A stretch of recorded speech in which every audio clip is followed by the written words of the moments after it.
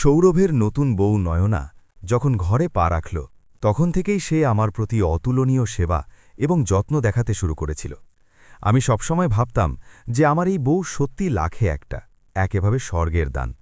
কিন্তু তার হাতে তৈরি সেই চা খাবার পর আমার মাথা অস্বাভাবিকভাবে ভারী হয়ে যেত।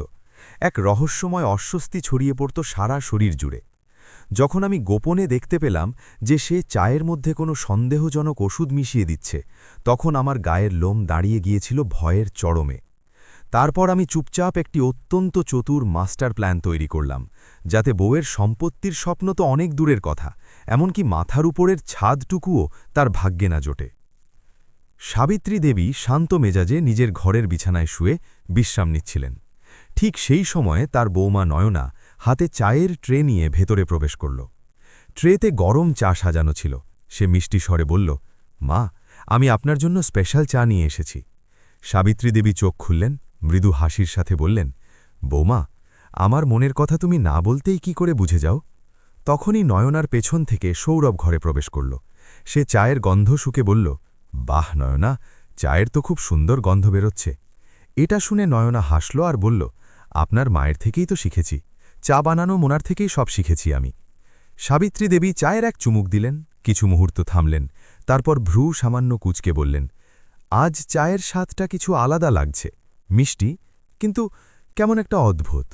সৌরভ হাসতে হাসতে বলল, মা, এটা তো তোমার রোজকার ডায়লগ, কখনো মিষ্টি কম, কখনো আদা বেশি, কিছু না কিছু একটা থাকেই। তখনই নয়না সরাসরি বলল, মা, আজ আমি চা একটা আলাদা পদ্ধতিতে বানিয়েছি। এতে সামান্য এলাচ, সামান্য লবঙ্গ আর অল্প গোলমরিচ দিয়েছি, তাই চায়ের স্বাদ হয়তো একটু বদলে গেছে। সাবিত্রী দেবী হাসলেন আর বাকি চা শেষ করে দিলেন। সৌরভ নিচু হয়ে কাপটা তুলে নিল এবং হাসতে হাসতে বলল, মা, আমি তোমার বালিশের পাশে জলের গ্লাস রেখে দিয়েছি, এবার তুমি ওষুধ খেয়ে নাও আর শান্তিতে ঘুমিয়ে পড়ো। সাবিত্রী দেবী হালকা হেসে মাথা নাড়লেন। নয়না ট্রে নিয়ে বাইরে চলে গেল। সৌরভও ওর পেছনে ঘর থেকে বেরিয়ে গেল। সাবিত্রী দেবী ওষুধ খেলেন, জল খেলেন আর চুপচাপ বালিশে মাথা রেখে ঘুমিয়ে পড়লেন। সকালবেলা যখন ঘুম ভাঙল তখন ঘড়িতে 6টা বেজে গিয়েছিল। পুরো ঘরে নিস্তব্ধতা ছিল। সাবিত্রী দেবী মনে মনে ভাবলেন যে আজ আমি আমার ছেলে আর বউয়ের জন্য চা বানিয়ে দিনের এক মিষ্টি শুরু করি। তিনি পা টিপে টিপে রান্নাঘরের দিকে গেলেন। গ্যাস জ্বালিয়ে তিনি সসপ্যানে জল রাখলেন। তারপর এলাচ আর আদা রেডি করতে শুরু করলেন। ধীরে ধীরে পুরো রান্নাঘরে চায়ের সুগন্ধ ছড়িয়ে পড়ল। ইতিমধ্যে নয়নার ঘুম ভেঙে গেল। চায়ের গন্ধ ওর নাকে পৌঁছতেই ও চোখ খুলল। উঠেও ঘর থেকে বাইরে এলো আর দেখল যে সাবিত্রী দেবী রান্নাঘরে চা বানাচ্ছিলেন। সাবিত্রী দেবী ওর দিকে তাকিয়ে হাসতে হাসতে বললেন, দেখো, আজ আমি চা বানিয়েছি, বাইরে খুব ঠান্ডা, তুমি সৌরভকে জাগিয়ে দাও। এতটা বলে তিনি কাপে চা ঢালতে লাগলেন, কিন্তু ওনার হাত কাঁপছিল। তখন তিনি নয়নার দিকে তাকিয়ে বললেন, চা আমি বানিয়েছি ঠিকই, কিন্তু তুমি সৌরভকে গরম গরম দিয়ে দাও আর আমার জন্য শুধু আধ কাপ দিও, এখন আমি বেশি চা খাই না। এতটা বলে তিনি হলে এসে বসলেন। কিছুক্ষণ পর সৌরভও বাইরে এলো। সবাই চা খেল। চা খাওয়ার পর সাবিত্রী দেবী নিজের ছেলের দিকে তাকিয়ে শান্তভাবে জিজ্ঞাসা করলেন, তুমি কি আমাকে একবার ডাক্তারের কাছে নিয়ে যাবে সৌরভ? সৌরভ একটু ঘাবড়ে গিয়ে বলল, কেন মা, তোমার শরীর খারাপ নাকি? সাবিত্রী দেবী হাসতে হাসতে উত্তর দিলেন, আরে এত কেন ভয় পাচ্ছিস, কিছুই হয়নি, শুধু কয়েকদিন ধরে মাথাটা একটু ভারী লাগছে, তাই ভাবলাম ডাক্তারকে দেখিয়ে নিই। তখনই পাশে বসা নয়না সহজভাবে হাসতে হাসতে বলল, মা, আমি আপনাকে ডাক্তারের কাছে নিয়ে যাচ্ছি, সৌরভের অফিসের কাজ আছে। এটা শুনে সৌরভের মুখে চিন্তার ছাপ এলো। সে দৃঢ় স্বরে বলল, নয়না, আমার জন্য সব কিছুর আগে আমার মা, কাজ পরে হবে। কিছু শান্ত মুহূর্তের পর সাবিত্রী দেবী পরিস্থিতি সামলে নিয়ে বললেন, সৌরভ, নয়না ঠিকই বলছে, আমি ওর সাথেই চলে যাচ্ছি। এটা শুনে নয়না একটু হাসল, কিন্তু সেই হাসির পেছনে কি লুকিয়েছিল তা সাবিত্রী দেবী বুঝে গিয়েছিলেন। দুপুরে নয়না সাবিত্রী দেবীকে ডাক্তারের কাছে নিয়ে গিয়েছিল। ডাক্তার ওষুধ দিয়ে দিলেন, কিন্তু সাবিত্রী দেবী একটু অস্বস্তি বোধ করছিলেন। মনের গভীরে কিছু একটা খটকা লাগছিল।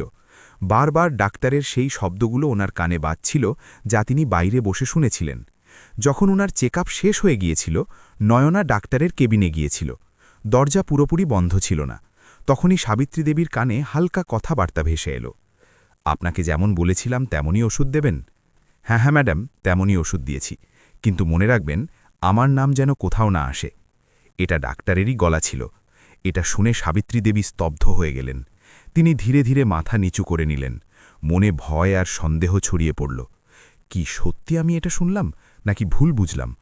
ওনার মন বলছিল যে নয়না এমন কিছু করতে পারে না, কিন্তু বুদ্ধি তখনও সন্দেহে ভরা ছিল। তবুও সাবিত্রী দেবী নয়নাকে কিছু জিজ্ঞাসা করলেন না। তিনি চুপচাপ নিজের ঘরে ফিরে এলেন। কিন্তু এখন ওনার মন অশান্ত ছিল। তিনি নিজের মনেই বিড়বিড় করছিলেন। মাঝে মাঝে আমাদের মনের ভয় এতটাই বেড়ে যায় যে মিথ্যেকেও সত্যি মনে হতে থাকে। হয়তো আমার সাথেও তেমনই হয়েছে। যদি নয়নাকে আমার সাথে খারাপ কিছু করতে হতো, তাহলে কি সে এত আপন করে আমার সেবা করত? এমনটা ভেবে তিনি হালকা হাসলেন আর বললেন, হয়তো আমারই ভ্রম হয়েছে, আমার বউ তো সত্যিই লাখে একটা। কিন্তু মন কোনো মতেই মানতে পারছিল না। কোথাও না কোথাও কিছু একটা তো ছিল যা ধীরে ধীরে সামনে আসতে চলেছিল। 1 মাস এভাবেই কেটে গেল। একদিন সাবিত্রী দেবী ঘরের বারান্দার বাগানে হাঁটছিলেন। তখনই ওনার নজর এক কোণে দাঁড়িয়ে থাকা নয়নার উপর পড়ল। সে কোনো এক অজানা লোকের সাথে কথা বলছিল। সাবিত্রী দেবী অবাক হলেন। তিনি সাবধানে দেখলেন, কিন্তু সেই ব্যক্তিকে চেনা গেল না। তিনি ধীরে ধীরে বাগানে রাখা কাঠের বেঞ্চের পেছনে লুকিয়ে পড়লেন। বুকের ধড়ফড়ানি বেড়ে যাচ্ছিল। নয়না কার সাথে কথা বলছে, আর কেন? তখনই সেই অজানা ব্যক্তি নিজের পকেট থেকে একটা সাদা খাম বের করে নয়নার হাতে দিয়ে দিল। নয়না চারদিকে নজর ঘুরিয়ে নিল এবং তারপর সেই লোকটা চলে গেল। এই দৃশ্য দেখে সাবিত্রী দেবী ব্যাকুল হয়ে উঠলেন। মনে প্রশ্নের ঝড় উঠল। সেই লোকটা কে ছিল? খাম কেন দিল? তাতে এমন কি ছিল যে নয়নাকে এত খুশি দেখাচ্ছিল? তখনই নয়না কাউকে ফোন লাগাল আর নিচু স্বরে বলল, হ্যাঁ, সবকিছু তেমনই চলছে যেমনটা আমরা প্ল্যান করেছিলাম। কিন্তু পরের মুহূর্তেই ওর মুখ দিয়ে এমন কিছু বেরোল যা শুনে সাবিত্রী দেবীর পায়ের তলার মাটি সরে গেল। তিনি স্তম্ভিত হয়ে একদৃষ্টে তাকিয়ে রইলেন। নয়না সেখান থেকে চলে গেল, কিন্তু সাবিত্রী দেবী তখনও সেখানে নিস্তব্ধ আর সদমায় দাঁড়িয়েছিলেন। কোনো মতে নিজেকে সামলে নিয়ে তিনি ঘরের দিকে ফিরলেন। বিছানায় এসে শান্ত হয়ে শোয়ার চেষ্টা করলেন, কিন্তু চোখ খোলা ছিল। চোখে ঘুম ছিল না, শুধু ভয় আর সন্দেহ ছিল। সাবিত্রী দেবী কাউকে কিছু বললেন না, এমনকি সৌরভকেও না। কিছুক্ষণ পর নয়না চা নিয়ে ঘরে এলো। মা, চা খেয়ে নিন, আপনার ভালো লাগবে, বলে সে মিষ্টি হাসল। সাবিত্রী দেবী হাসার চেষ্টা করলেন, কিন্তু সেই হাসি ফ্যাকাশে ছিল। রেখে যাও, আমি পরে খেয়ে নেব, তিনি শান্তভাবে উত্তর দিলেন। নয়না এক মুহূর্ত ওনার দিকে তাকাল। কিছু না জিজ্ঞাসা করে সে ফিরে চলে গেল। দরজা বন্ধ হতেই সাবিত্রী দেবী আঁচল দিয়ে নিজের চোখ মুছলেন আর চুপচাপ চায়ের কাপ তুলে জানলার বাইরে চা ফেলে দিলেন। তারপর চুপচাপ নিজের বিছানায় এসে শুয়ে পড়লেন। কিন্তু চোখে ঘুম ছিল না। মাঝরাত পার হয়ে গিয়েছিল, তবুও ওনার মনের তুফান শান্ত হচ্ছিল না। সাবিত্রী দেবী গভীর শ্বাস নিলেন। ওনার চোখে এক আলাদা সংকল্প ফুটে উঠল। ব্যাস, অনেক হয়েছে, এবার আমি চুপ করে বসে থাকব না, তিনি নিজেকে বোঝালেন। পরের দিন যখন নয়নার চা আনার সময় হল, তখন সাবিত্রী দেবী হাতে সেই পুরনো ধুলোমাখা পুতুল বেলাকে নিয়ে বসেছিলেন, যেটিকে তিনি অনেক বছর ধরে আলমারিতে বন্ধ করে রেখেছিলেন। ধীরে ধীরে তিনি সেই পুতুলের সাথেই কথা বলতে শুরু করলেন। বেলা, দেখো না, ও আবার এসে গেছে, ও আমাকে মেরে ফেলবে। আর তারপর তিনি সেই পুতুলকে মাসুমভাবে জড়িয়ে ধরলেন। ওনার মুখে এক মিষ্টি কিন্তু কিছুটা অস্থির হাসি ছিল। তখনই নয়না চা নিয়ে ভেতরে এলো। নিচু গলায় বলল, মা, এগুলো কি করছেন? সাবিত্রী দেবী ঘাড় ঘোরালেন। ওনার চোখে ভয়, সারল্য আর একটা পাগলামির ছোঁয়া পরিষ্কার দেখা যাচ্ছিল। শান্ত হয়ে যা বেলা, ও আমাকে মারতে এসেছে, তুই দেখতে পাচ্ছিস তো? তিনি গোপন কথা বলছিলেন, কিন্তু সামনে শুধু সেই পুতুলটাই ছিল। নয়না মনে মনে খুব খুশি হল। সে বিড়বিড় করে বলল, এবার তো এ পুরোপুরি পাগল হয়ে গেছে। সহানুভূতি দেখানোর নাটক করে সে পেছনে ঘুরল। ওর মুখে দয়ার লেশ মাত্র ছিল না, বরং এক বিকৃত তৃপ্তি ঝলমল করছিল। সাবিত্রী দেবী ওকে যেতে দেখলেন, আর ওনা ঠোঁটে এক মৃদু হাসি এল। এবার আমাদের দুজনের খেলা শুরু হল, তিনি পুতুলটির দিকে তাকিয়ে বললেন। সকাল ৮টা বেজেছিল। সৌরভ তৈরি হয়ে ড্রয়িং রুমে বসেছিল। তখনই রান্নাঘর থেকে আওয়াজ এলো, সৌরভ, একটু দেখো না মা উঠেছেন কিনা, চা ঠান্ডা হয়ে যাচ্ছে। হ্যাঁ, দেখছি, বলে সৌরভ মায়ের ঘরের দিকে গেল।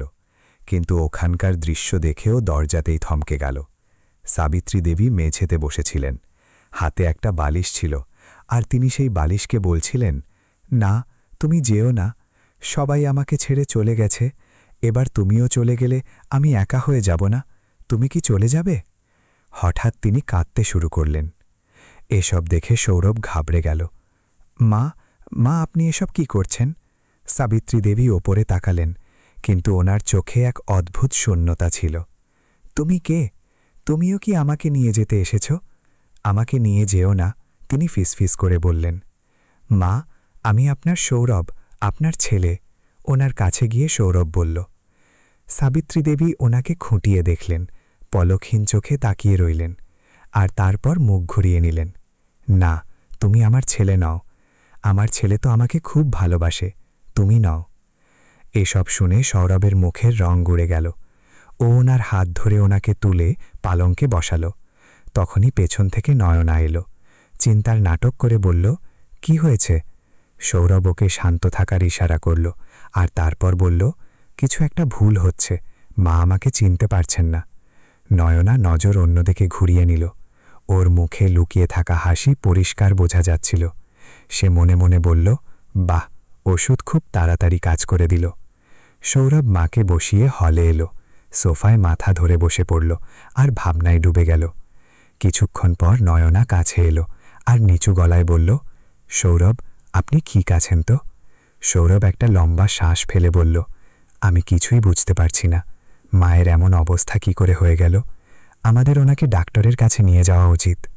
তখনই নয়না তড়িঘড়ি করল, না না, এমন করবেন না। যদি আমরা মাকে ডাক্তারের কাছে নিয়ে যাই আর ওনারা হসপিটালে ভর্তি করে দেন, তবে লোকে কি বলবে? মা কি পাগল হয়ে গেছেন? আর এই কথা আমাদের সম্মানে আঘাত দেবে। সৌরভ কিছুক্ষণ ভাবল। মায়ের অবস্থা দেখে ওর মুখে চিন্তা পরিষ্কার ছিল। সে বলল, নয়না, আমাদের কিছু একটা করতে হবে। মায়ের ওপর খুব যত্ন করে খেয়াল রাখতে হবে। এতে নয়না শান্তভাবে বলল, আপনি চিন্তা করবেন না, সব ঠিক হয়ে যাবে। আমি আছি তো, আমি সব সামলে নেব। এখন মাকে বাড়িতেই থাকতে দিন, বিশ্রাম করতে দিন। আর যদি দরকার পড়ে তবে আমরা ওনাকে হসপিটালে নিয়ে যাব। সৌরভ কিছু মুহূর্ত শান্ত রইল।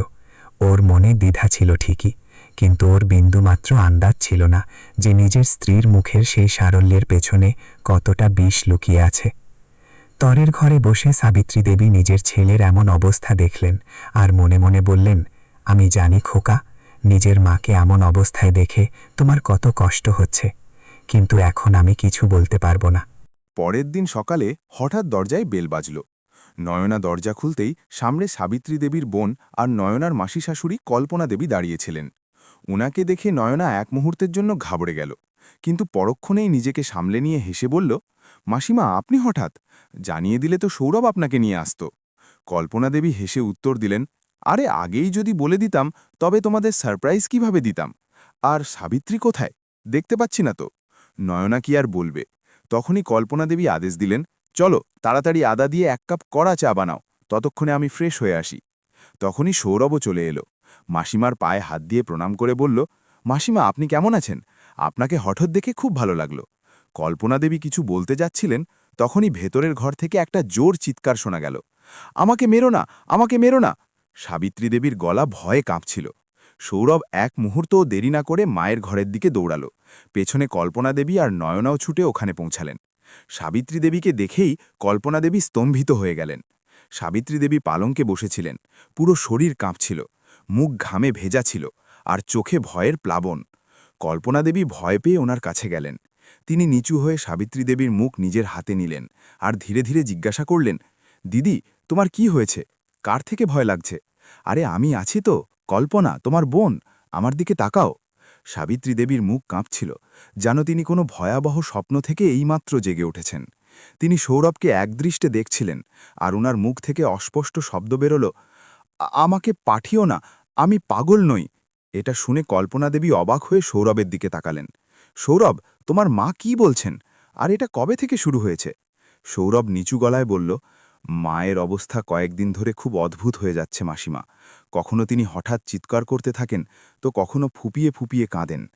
আমি ওনাকে ডাক্তারের কাছে নিয়ে যাওয়ার সিদ্ধান্ত নিয়েছিলাম, কিন্তু মাসিমা, আমরা ওনাকে কোথায় নিয়ে যাব? আর যদি ডাক্তার ওনাকে ওখানেই ভর্তি করে নেয়, তবে লোকে কি বলবে? কল্পনা দেবী ওনার দিকে শান্তভাবে তাকিয়ে রইলেন, কিন্তু কিছু বললেন না।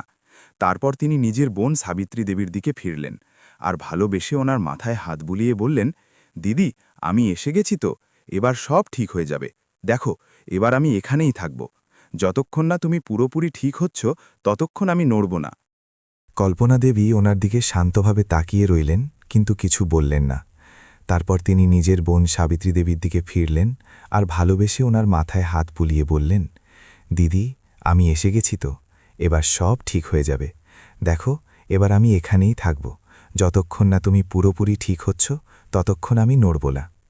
তখনই পাশে দাঁড়িয়ে থাকা নয়না ধীরে ধীরে হাসতে হাসতে বলল, আরে মাসিমা, আপনি কতদিনের জন্য এসেছেন? আমি ভেবেছিলাম 2-4 দিনে ফিরে যাবেন। কল্পনা দেবী ওর চোখের দিকে তাকিয়ে গলার স্বরে তেজ আর হাসির সাথে উত্তর দিলেন, না বৌমা, যতক্ষণ না আমার বোনের শরীর পুরোপুরি সেরে যাচ্ছে ততক্ষণ আমি এখান থেকে এক পাও নড়ব না। আর সত্যি বলতে কি, ওর সঠিক যত্ন আমি ছাড়া আর কেউ করতে পারবে না। এটা শুনে পাশে দাঁড়িয়ে থাকা সৌরভ, যে মায়ের অবস্থা দেখে পুরোপুরি ভেঙে পড়েছিল, এক লম্বা শ্বাস নিল আর নিচু গলায় বলল, মাসিমা, তুমি সত্যি বলছো তো? তুমি এখানেই থাকবে তো? তোমার এখানে থাকাটাই আমাদের কাছে মস্ত বড় ভরসা।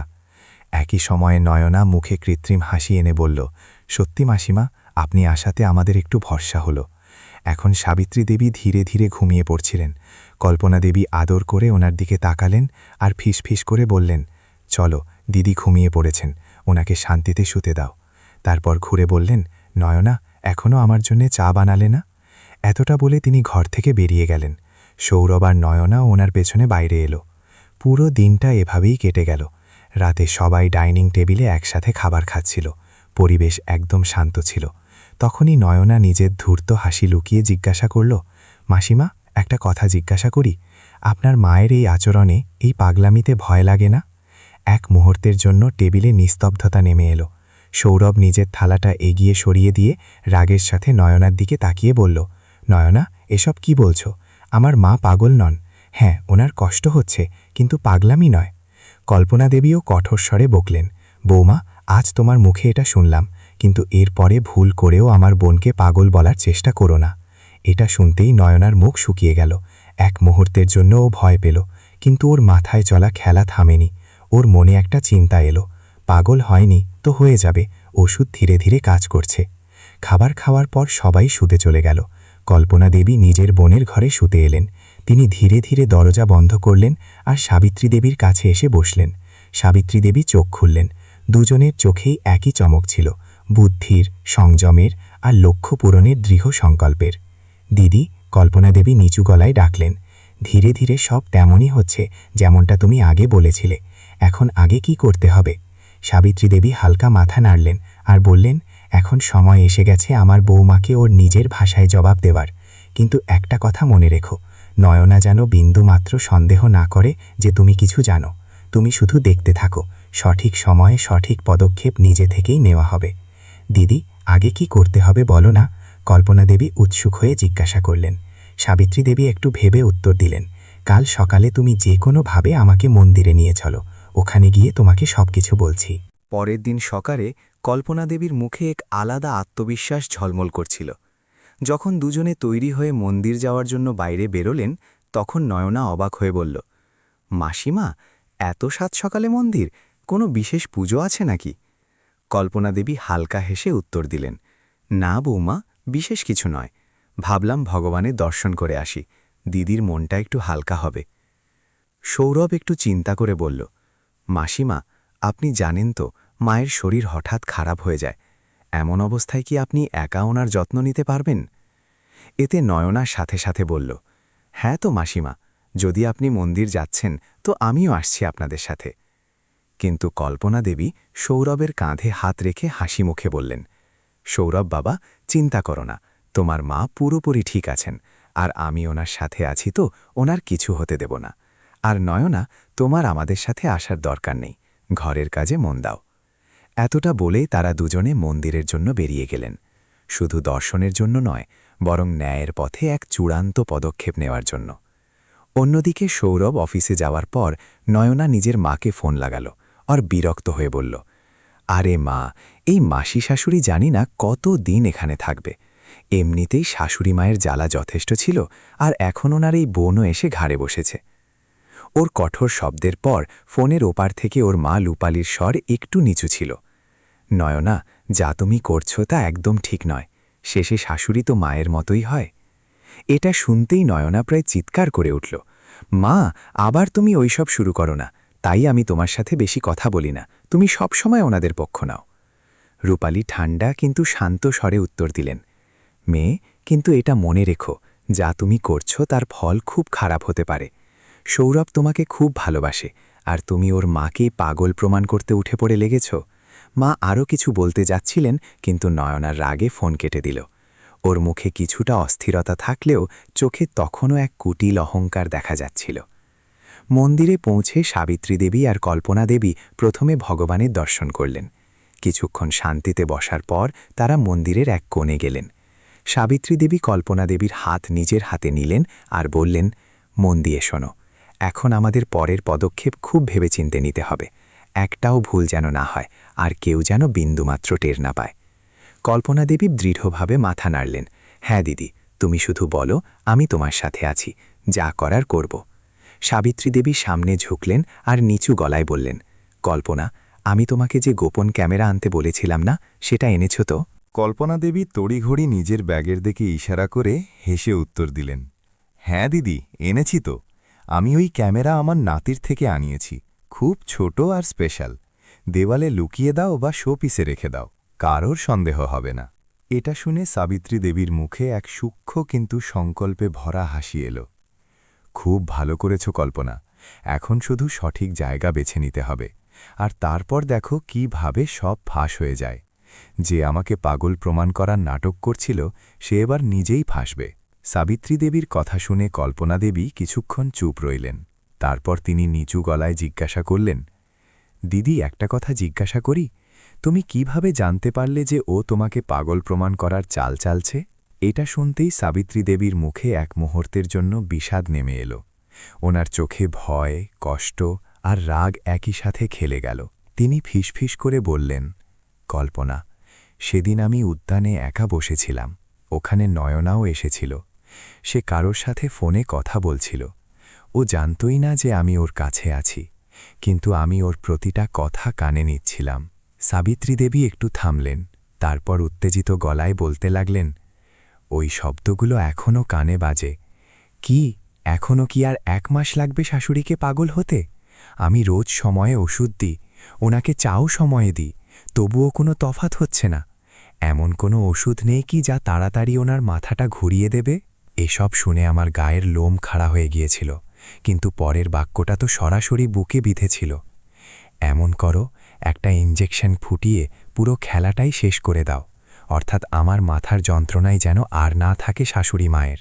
বলার সময় সাবিত্রী দেবীর গলা বুঝে এলো, কিন্তু তিনি নিজেকে সামলে নিলেন আর বললেন, ওই শব্দগুলো আমাকে ভেতর থেকে নাড়িয়ে দিয়েছে।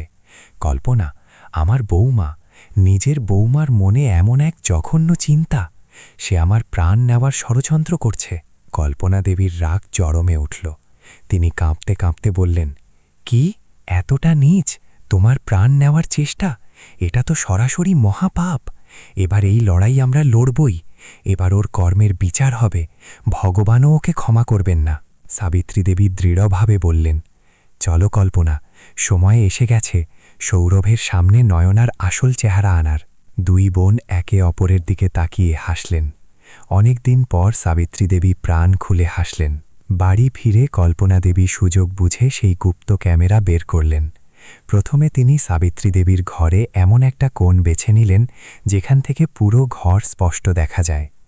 দ্বিতীয় ক্যামেরাটা তিনি রান্নাঘরে লাগালেন, কারণ ওখানেই নয়না রোজ চা আর ওষুধ তৈরি করত। পরের দিন শেষমেশ সেই সময়টা এসে গেল যার জন্য 2 বোন অপেক্ষা করছিলেন। সৌরভ অফিসে যাওয়ার পর নয়না মিষ্টি হেসে বলল, মাসিমা, আপনার জন্য আর মায়ের জন্য চা বানাবো কি? তখন কল্পনা দেবী নিচু গলায় বললেন, বৌমা, আমি স্নান করতে যাচ্ছি, তুমি শুধু দিদির জন্য চা বানিয়ে দাও। নয়নার মুখে এক আলাদা চমক এলো। এটাই সেই সময় ছিল যার জন্য সে অপেক্ষা করছিল। সাবিত্রী দেবী পালঙ্কে শান্ত হয়ে শুয়েছিলেন, কিন্তু তিনি অনুভব করতে পারছিলেন যে বড় তুফান আসতে চলেছে। তখনই দরজা ধীরে ধীরে খুলল আর নয়না চায়ের ট্রে নিয়ে ভেতরে এলো। আপনার জন্য চা এনেছি, নয়না বলল, কিন্তু ওর মুখের সেই হাসিতে এক অদ্ভুত ধূর্ততা পরিষ্কার দেখা যাচ্ছিল। সাবিত্রী দেবী ওর চোখে চোখ রাখলেন, আর সেই মুহূর্তেই তিনি বুঝে গেলেন যে এটাই সুযোগ। এক মুহূর্ত দেরি না করে তিনি ওনার পরিকল্পনা অনুযায়ী ভয়ের নাটক আবার শুরু করে দিলেন। ওনার হাত পা কাঁপতে শুরু করেছিল, দম বন্ধ হয়ে আসছিল। নয়না কয়েক মুহূর্ত ওনার দিকে তাকিয়ে রইল, আর যখন ও নিশ্চিত হল যে শাশুড়ি মায়ের সত্যিই খিঁচুনি উঠেছে, তখন ওর চেহারা বদলে গেল। সে হঠাৎ জোর করে হাসল আর বলল, বুড়ি, আমার দেওয়া ওষুধের প্রভাব দেখা দিতে শুরু করেছে। আর বেশি দেরি নেই, এই বাড়িতে তাড়াতাড়ি আমার রাজত্ব হবে। তোমার ছেলেকে আমি নিজের আঙুলের ডগায় নাচাব। আজ পর্যন্ত ও মায়ের নাম জপত, এবার দেখো বিবির আঁচল ধরে চলবে। এটা তা বলে সে হো হো করে হাসল, আর যাওয়ার সময় সাবিত্রী দেবীকে পা দিয়ে একটা ধাক্কা মারল। সেই ধাক্কায় সাবিত্রী দেবী বিছানা থেকে নিচে পড়ে গেলেন। ঘরে আবার এক ভয়াবহ নিস্তব্ধতা নেমে এলো। কয়েক মিনিট পর সাবিত্রী দেবী ধীরে ধীরে উঠলেন আর চারদিকে দেখলেন। তিনি জোরে জোরে শ্বাস নিচ্ছিলেন, চোখে জল ঝরছিল ঠিকই, কিন্তু সেই চোখে জলে এক তৃপ্তি মিশেছিল। তিনি খুব সাবধানে সেই ছোট্ট গুপ্ত ক্যামেরাটা বন্ধ করলেন, কাপড়ে জড়িয়ে আলমারিতে লুকিয়ে রাখলেন। এখন ওনার হাতে নয়নার আসল মুখ উন্মোচন করার অকাট্য প্রমাণ চলে এসেছে। সন্ধেবেলা সৌরভ বাড়ি ফিরল। দরজা খুলতেই নয়না কাঁদতে কাঁদতে ওর গলায় ঝুলে পড়ল আর চিৎকার করে বলল, দেখো না, আমার এই বাড়িতে একদম থাকতে ইচ্ছে করছে না। আজ তোমার মা আমার গলাটাই টিপে ধরেছিলেন, কোনো মতে প্রাণ বাঁচিয়ে বাইরে এসেছি। এটা শুনে সৌরভ স্তব্ধ হয়ে গেল। মা তোমার গলা টিপে ধরেছেন? ও তৎক্ষণাৎ মায়ের ঘরের দিকে ঘুরল। সাবিত্রী দেবী শান্তভাবেই ঘরের দরজার কাছে বসেছিলেন। কল্পনা দেবীও বিশ্বাস করতে পারছিলেন না যে নয়না এত ভয়াবহ অভিযোগ আনতে পারে। নয়না নিজের ঘাড় দেখিয়ে বলল, এই দেখো, এই লাল দাগ দেখো। আর কত প্রমাণ চাই তোমার? অনেক হয়েছে সৌরভ, এবার সময় এসে গেছে তোমার মাকে পাগলাগার্দে ভর্তি করার, নয়তো উনি কারোর প্রাণ নিয়ে নেবেন। এটা শুনে সৌরভ গর্জে উঠল, থমকে দাঁড়িয়ে বলল, নয়না, তোমার কি জ্ঞান আছে? তুমি কি বকবক করছো? মা কোনোদিনও এমন করতে পারেন না, আমার মা পাগল নন। তখনই কল্পনা দেবী রাগে কাঁপতে কাঁপতে নয়নার কাছে গিয়ে বললেন, তোমার লজ্জা হওয়া উচিত এমন নীচ কাজ করার জন্য। নয়না কোথায় থামার পাত্রী, সে উল্টে বলল, মাসিমা, আপনি আমাদের বাড়িতে নাক গলানো বন্ধ করুন তো। এটা শুনতেই সাবিত্রী দেবী হঠাৎ উঠে দাঁড়ালেন, আর সেই মুহূর্তে পুরো শক্তিতে নয়নার গালে এক জোরদার চড় মারলেন আর গর্জন করে উঠলেন, খবরদার, আমার বোনের সম্পর্কে একটা শব্দ বললে, অনেক হয়েছে তোমার নাটক। নয়না হতভম্ব হয়ে গেল। ওর মুখে ভয় আর সদমা দুটোই পরিষ্কার দেখা যাচ্ছিল। তখনই পাশে দাঁড়িয়ে থাকা সৌরভ নিজের মাকে পুরোপুরি জ্ঞান অবস্থায় দেখে দৌড়ে ওনার কাছে গেল। ওর চোখে জল ছিল।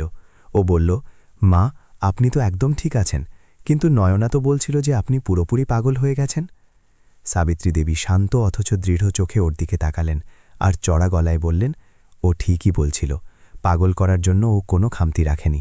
যদি ওর হাতে ক্ষমতা থাকত, তবে আজ তোর মা কোনো পাগলাগার্দে পড়ে থাকত। এটা শুনে নয়না চোখে জল নিয়ে বলল, মা, আমাকে ক্ষমা করে দিন, আমার থেকে খুব বড় ভুল হয়েছে, কিন্তু আমাকে এই ঘর থেকে বের করবেন না। সৌরভ ওর হাত ঝটকা দিয়ে ধরল আর বলল, এখন অনেক দেরি হয়ে গেছে। ও ওকে হিঁচড়ে গাড়িতে বসিয়ে বেরিয়ে গেল। গাড়িতে নয়না চুপচাপ বসেছিল, এখন ওর চোখে শুধু ভয়। কিছুক্ষণ পর গাড়ি নয়নার বাপের বাড়ির দরজায় থামল। সৌরভ ওর হাত শক্ত করে ধরল, চলো।